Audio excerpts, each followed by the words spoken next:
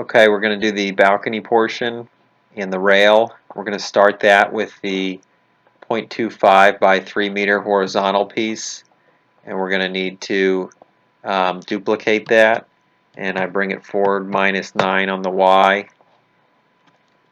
And then we're going to need the 3 meter by 3 meter one text block, and you're going to duplicate that and also move it forward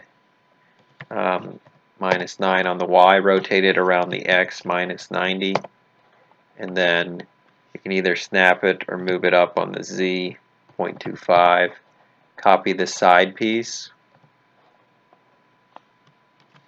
rotate it around the Z90, then I'm just going to snap it.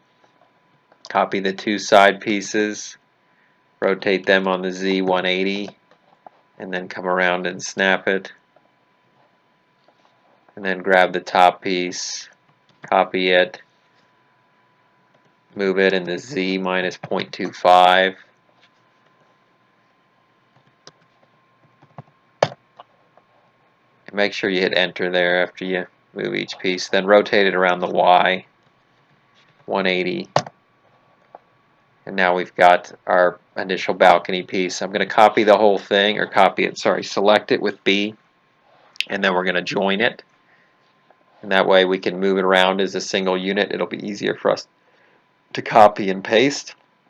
I'm going to leave this here for now because I'm going to also use it as my roof. So I'm just going to Shift D and copy it, and then we'll let's just lock it to the bottom here. So we've locked it to the bottom of our middle section.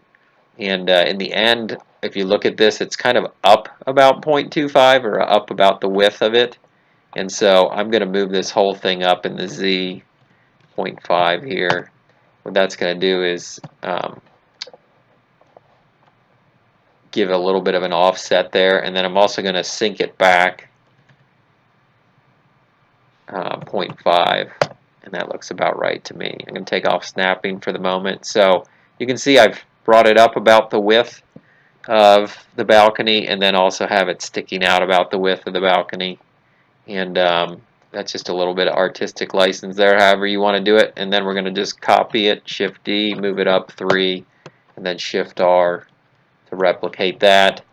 Now before you deselect it, we're going to bring it across, or we can actually do them all at the same time. Pick all 6 of them, Shift D, and move them off the X9, and then we're done.